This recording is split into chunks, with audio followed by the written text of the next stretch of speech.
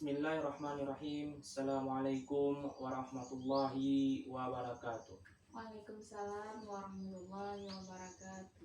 Alhamdulillah, pada sore hari ini saya akan mencoba melanjutkan di langkah ketiga di sesi 13 ini, yaitu pelayanan bagi penyandang disabilitas berat.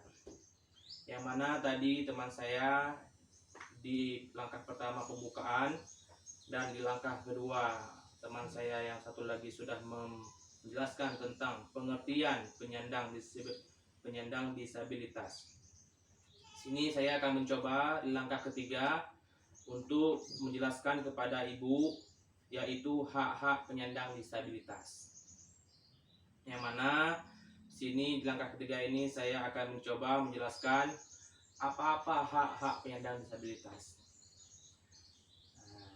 Ibu tadi di langkah pertama dan langkah kedua teman saya sudah menjelaskan. Di langkah kedua tadi ibu sudah jelaskan tentang apa itu penyandang disabilitas. Sudah ngerti ya ibu? Oke, Pak. Alhamdulillah kalau sudah ngerti. Dan di langkah yang ketiga ini saya akan menjelaskan apa itu hak-hak penyandang disabilitas. Sebelumnya ibu, saya akan memberikan beberapa pertanyaan kepada ibu tentang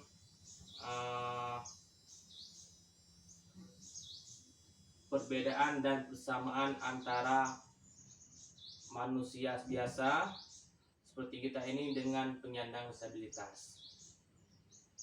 Ya, ibu ketahui apa perbedaan manusia biasa dengan penyandang disabilitas itu? Yang sangat menonjol perbedaannya apa? Kalau manusia biasa bisa melakukan aktivitas sendiri tanpa bantuan orang lain. Iya, benar sekali. Sedangkan penyandang disabilitas itu ada yang bisa, ada yang tidak. Iya, bagus sekali Bu Fida. Benar sekali. Perbedaan antara penyandang disabilitas dengan manusia seperti kita ini adalah yang sangat menonjol tentang perilaku dia sehari-hari. Perilaku, tingkah laku. Adapun hak-haknya itu sama Bu Fida. Hak-hak penyandang disabilitas itu sama dengan kita. Yang mana ibu saya akan menjelaskan beberapa nanti hak-hak yang harus dimiliki oleh penyandang disabilitas berat. Nanti ibu akan tahu dengan beberapa hak-hak penyandang disabilitas ini berarti sama dengan hak-hak kita. Nah, saya akan mencoba membalikan fakta. Membalikan fakta jika kita ini diposisikan menjadi penyandang disabilitas, bagaimana perasaan kita? Sedih. Pasti sedih. Sedih ya Bu? Sedih. Sedih. Apalagi kita seorang penyandang disabilitas yang tidak diperhatikan oleh keluarga kita. Makanya harapan saya setelah kita mengikuti langkah 3 ini dan mengetahui apa itu hak-hak penyandang disabilitas, saya ingin Ibu Fida, walaupun ibu dalam keluarga tidak ada penyandang disabilitas, mana tahu nanti ibu bisa melihat tetangga ibu ataupun sanak saudara yang menderita penyandang disabilitas.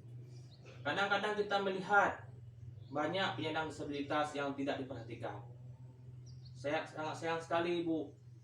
Kita kadang-kadang di sekitar kita melihat penyandang disabilitas tidak disanggupi hak-haknya. Padahal seperti saya bilang tadi, hak-hak penyandang disabilitas sama dengan hak-hak masyarakat biasa seperti kita ini. Karena mereka adalah manusia juga. Cuman mereka tidak diberikan kesempurnaan oleh Allah Subhanahu. Saya akan menanyakan kepada ibu, apakah di sekitar ibu terdapat penyandang disabilitas? Ada, Pak. Ada ya? Ada. Ada. Bagaimana kondisi mereka ibu? Ada yang memang bisa dibilang cacat Cacat berat. cacat berat, Iya. ada yang hanya misalnya idiot, Iya. ataupun hanya kakinya saja. Iya. Terus setelah ibu melihat kondisi mereka, apakah ibu melihat bagaimana perlakuan keluarga mereka terhadap mereka ini? Ada yang diperlakukan dengan baik, ada yang tidak. Ya. Pernah nggak ibu menanyakan kenapa tidak diperlakukan dengan baik? Ada karena bilang cacat. Jadi, Cacat ya. ya. Ya, kita sebagai pekerja sosial seperti kami ini memang kadang-kadang merasa punya tanggung jawab moral jika melihat penyandang disabilitas di suatu tempat tidak dilayani dengan semestinya. Tapi harapan saya ibu, setelah ibu mengikuti sesi ini, saya berharap jika ibu melihat tetangga-tetangga ibu yang mengalami penyandang disabilitas dan tidak diurus oleh keluarga mereka, tolong beritahu dengan baik. Karena sama-sama kita sebagai manusia ini harus menerima apa yang telah diberikan oleh Allah Subhanahu wa taala kepada keluarga kita. Dan pertanyaan terakhir, bagaimana perlakuan masyarakat terhadap mereka, Ibu? Ada yang memandang dengan sinis, ada yang maksudnya ada yang memang prihatin, ada yang peduli, beda-beda. Ya. Beda-beda manusia kan beda-beda pandangan. Ya, Bu. Yang perlu kita ketahui, kita sebagai masyarakat, kita harus memandang mereka itu adalah sebagai anugerah Tuhan. Jangan kita meremehkan terhadap ciptaan Tuhan ini. Itulah warna kehidupan. Seperti saya bilang tadi, coba ibu bayangkan jika kita ini diposisikan di mereka. Pasti kita merasa sedih. Jika kita tidak diperhatikan, tidak diberikan hak-haknya. Saya tetap tegaskan kepada ibu bahwasanya penyandang disabilitas ini juga memiliki hak yang sama dengan warga negara lainnya. Karena mereka adalah mereka ini mempunyai kewajiban. Kita sebagai masyarakat mempunyai kewajiban untuk memenuhi hak-hak mereka. Adapun apa hak-hak dari penyandang disabilitas berat? Yang pertama bisa kita lihat di chat ini Bu Fida. Yang pertama, mereka berhak untuk hidup. Itu yang pertama. Sama kan dengan kita? Kita berhak juga.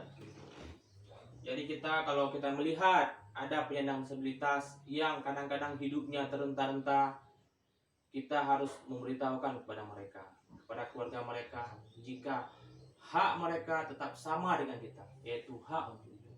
Yang kedua, bebas dari cercaan. Ibu bisa baca, coba ibu baca ibu. Yang kedua, bebas dari cercaan. Ya, bebas dari cercaan. Kita kadang-kadang melihat banyak penyandang disabilitas dicerca oleh tetangganya, dicerca oleh keluarganya. Itu tidak baik ibu. Karena kalau kita harapan saya ketika ibu sudah mengikuti sesi ini, ibu melewati keluarga yang kadang tetangga ibu mengalami penyandang disabilitas dan dia dicerca oleh tetangga-tetangganya, tolong ibu beritahu mereka bahwasanya tidak boleh mencerca mereka, karena mereka juga manusia, karena mereka juga ciptaan Tuhan. Yang ketiga, mereka juga berhak mendapatkan perlindungan. Perlindungan dari siapa? Dari semua orang ibu. Dari semua orang. Kita harus memberikan pemahaman pada keluarganya bahwasanya mereka itu bukan hanya keluarga untuk melindungi mereka, tapi semua orang. Seperti bilang tadi, penyandang disabilitas adalah sebagai anugerah Tuhan. Kita harus sebagai manusia ini harus melihat itulah warna kehidupan. warna kehidupan yang diberikan Tuhan kepada kita semua, sehingga kita bisa mendapatkan pelajaran. Yang keempat, mereka juga berhak mendapatkan bantuan hukum. Bantuan hukum gimana? Jika mereka mendapatkan hinaan, mendapatkan permasalahan hukum, kita wajib untuk memberikan bantuan hukum kepada penyandang disabilitas. Yang kelima, mereka berhak bersekolah, Ibu. Jika penyandang disabilitas ini bukan termasuk di penyandang disabilitas berat, jika dia penyandang disabilitas biasa, dia berhak juga bersekolah sama dengan anak-anak yang lain. Dia ada sekolah khusus, yaitu sekolah, kalau kita di sini di Aceh Timur ini ada sekolah namanya sekolah luar biasa, SLB, khusus untuk anak-anak penyandang disabilitas. Yang keenam, mereka kalaupun memang bisa bekerja, berhak mendapatkan pekerjaan. Kalau mereka mau bekerja, kita berhak memberikan dia pekerjaan. Supaya apa? Supaya bisa dia terampil dalam dunia pekerjaan ini. Jadi jika kita melihat nanti tetangga kita, keluarga kita ada penyandang disabilitas yang memang dia bisa bekerja, berikan dia hak pekerjaan supaya dia bisa berkreasi, supaya dia tidak merasa tersisihkan di dunia pekerjaan. Selanjutnya, dia juga berhak hidup sehat. Yang Ibu lihat kadang-kadang gimana, Bu? Ibu lihat penyandang disabilitas yang ada di desa Ibu. Apakah dia emang hidup sehat atau dia emang hidup biasa-biasa saja? Biasa aja. Biasa aja, Bu ya. Tapi yang perlu kita ketahui, Ibu, harapan saya setelah mengikuti sesi ini, Ibu bisa memberitahukan kepada keluarganya bahwasanya si penyandang disabilitas itu berhak hidup sehat. Yang selanjutnya, dia juga berhak beribadah. Dia berhak juga beribadah kalaupun memang dia sanggup beribadah.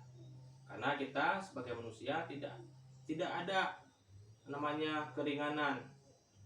Kalaupun kita tidak sanggup untuk beribadah berdiri, bisa sambil duduk. Kalau nggak sanggup sambil duduk, bisa sambil berbaring. Jadi sebagai Allah tidak memberatkan kepada seseorang hamba untuk melakukan ibadah. Jadi sebagai penyandang disabilitas, dia juga berhak beribadah. Kita sebagai keluarga harus memfasilitasi dia untuk beribadah. Dan selanjutnya berolahraga. Selanjutnya, seperti biasa, bebas dari kekerasan atau eksploitasi. Ini yang sering terjadi dalam dunia penyandang disabilitas. Kadang-kadang penyandang disabilitas ini dia mendapatkan kekerasan. Selanjutnya, tidak dikucilkan, dia tetap kita anggap sebagai manusia biasa. Dan yang terakhir, diperlakukan sama dengan orang lain. Jangan dibeda-bedakan. Dia manusia juga. Seperti saya bilang tadi, dia itu adalah sebagai makhluk ciptaan Tuhan yang diberikan Allah untuk kita sebagai manusia biasa untuk mendapatkan pelajaran tentang bagaimana kita melihat warna kehidupan ini. Baik Bu Fida, mungkin itu yang bisa saya jelaskan tentang hak-hak penyandang disabilitas. Ibu bisa melihat semua hak-hak ini sama dengan hak kita, Bu. Jadi hak penyandang disabilitas sama dengan hak manusia biasa, sama dengan kita. Jadi Bu Fida, itu saja yang bisa saya berikan kepada Ibu. Semoga ini bermanfaat. Jika ada kata-kata yang kurang bersopan, yang kurang berkenan, bisa Ibu maafkan. Saya di sini bukan sebagai guru, tapi saya juga sama-sama belajar. Jika saya melihat keluarga sekitar saya ada menderita penyandang disabilitas, mungkin saya akan menerapkan apa yang saya dapatkan hari ini. Mungkin itu saja Bu Fida yang bisa saya jelaskan. Lebih dan kurang saya mohon maaf. Billahi taufiq wal hidayah.